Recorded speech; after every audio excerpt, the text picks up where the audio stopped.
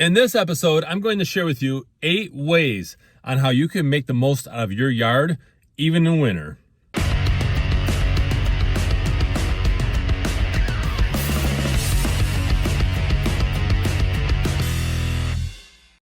Welcome everyone to this episode of the AskJasonGelios Show. I'm Jason Gelios, Michigan Realtor. Really appreciate you guys tuning in. Out of all the things that you could be watching, you chose to watch this, and I really appreciate it. Now, before we dive into this jam-packed episode where I'm going to share with you 8 ways that homeowners can make the most out of their yards, even in the wintertime, I invite you to follow me on social media. And, oh, by the way, those links are in the description. And visit my website. It's allabouttherealestate.com. So thank you for that. Now, this is a great article that I came across by Realtor Magazine and Barbara Ballinger. Okay, this article came out January 3rd of this year, 2022. How exciting is this? I thought this was such a great article, so I printed it out here for you, and I wanted to share with you this information because it's really cool. And some of it does apply to, spring, summer, but a lot of it also applies to winter. We've also seen this too, with, this is kind of a side note here, but, due to the pandemic and COVID and all these things that we were are experiencing still, we were seeing people eating outside in igloos, right? And things like that, bringing the inside outside. So this doesn't surprise me that was one of the things, but let's go ahead and dive into it. So the first one she says is, again, link the indoors and the outdoors by blurring lines. So what that means is you can have more windows that on the house, the back of the house, that shows you the backyard, and it could also apply to the front yard.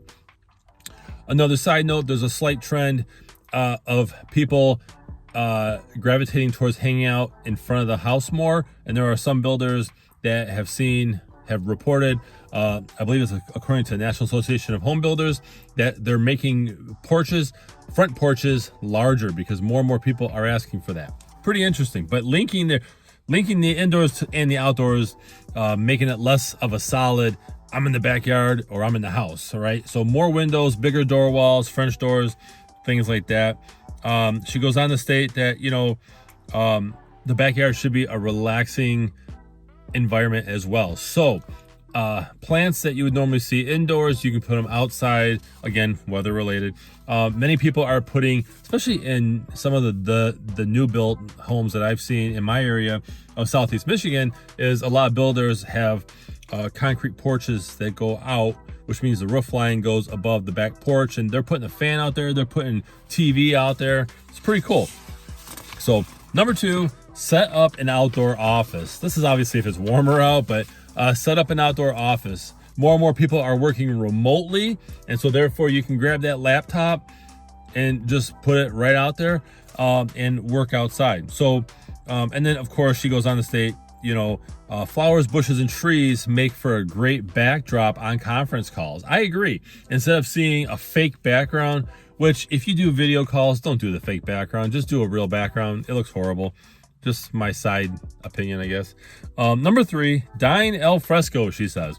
Homeowners shouldn't limit themselves to only eating indoor. So eat outside, have breakfast, lunch, dinner outside if you can. That's a pretty cool thing. So she goes into this more, which, by the way, I'm going to put this link to this article in the description as well. It's a great article. I recommend you guys read it. And I'm not endorsed in any way. I just think it's a great, valuable read, okay? Now, number 4, add entertainment. So add some things. They have really cool yard games. They have oversized Connect 4, right? That, the pieces are like, I don't know, that big, and it's made for outside or indoors, but you see it outside on the lawn. You can put out horseshoes there. You can put out other games. The bean toss game, that's one of my favorites. I love that. That's fun. So you can do things like that. And then of course pools. We've seen that pools don't do much for resale value, but I can tell you that a lot of people have been adding pools to their yards just because if you're home more and it's warm out, you might as well enjoy the backyard more. And a pool can create an oasis. It just doesn't do much for resale, especially in-ground pools. Number 5, okay, establish a wildlife habitat. So attract things. Now, my kids would say no to this, okay, but attract bees. They would like the butterflies and the birds, okay, by planting the right flowers and plants. So Bees are great for the environment, but they're just not good for people. So number 6, make a yard pet friendly. Pet owners, okay? If you have a dog, you can add a fence, a sand pile for digging. I'm not a fan of the sand pile. That'd be a mess. But you know, a dog house that's large enough so that the dog doesn't feel cramped. Make it a nice yard for the dog, and chances are you'll be out there with them, throwing the ball around, doing some fun things with them. Okay, so let's go into. They also talk about faux or fake lawn, in certain areas. Okay, so that it doesn't wreck your, And I have some neighbors that could probably use that because they let their dog go back and forth and it leaves a trail and it's all dirty. Number 7, store neatly. Keep outdoor spaces clean. Don't let all this garbage and junk pile up in the yards. One of the reasons why I like a subdivision association where it's an annual fee in a sub is that it can help with blight. You don't want people to be allowed to leave all kinds of trash out. Get outdoor bins, get a shed. All right, keep stuff nice and neat, and that will help you utilize your outdoor yard, your outdoor space more. Okay, I'm a huge fan of sheds and the big deck boxes that are huge, and you can put all your pool stuff in there and whatever else, toys. Okay, and the last one, number 8, create some privacy. So, for me, I'm pretty social. Okay, I enjoy people's company. But when I'm home in the backyard, especially, when we go in the pool, I like to have privacy. And so we did arborvitaes around the yard.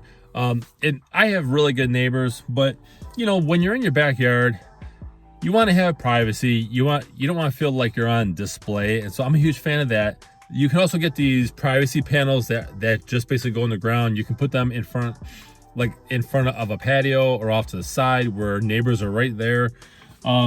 Anything like that, trees, plants, stuff like that. Again, arborvitaes are huge because they're fairly affordable and they grow fast. So these are just 8 things that Barbara Ballinger shared in this Realtor Magazine article. Again, that link is in the description, along with my other links to follow me on social media. And do me a solid and go to my website. It's allabouttherealestate.com. When you fill out that pop-up, you can receive this show in your email along with other homeowner tips and tools and things like that in your email once a week. So I really appreciate you guys watching. Tell a friend, family member, tell an enemy about my show, whoever. Help me share this show with others and help me spread the value. So I'm Jason Gelios, Michigan Realtor. Thanks for watching. Thanks everyone for watching this episode of the Ask Jason Gelios Show.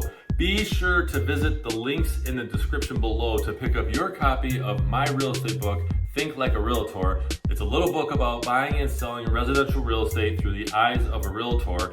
It's real world advice, tips, whether you're a new agent in the business or you are a home buyer or even looking to sell a home. This is great advice. So I really appreciate it if you guys visit those links, pick up your copy, and go ahead and share a review, good or bad, if you like it, if you hate it, okay? But get your copy today.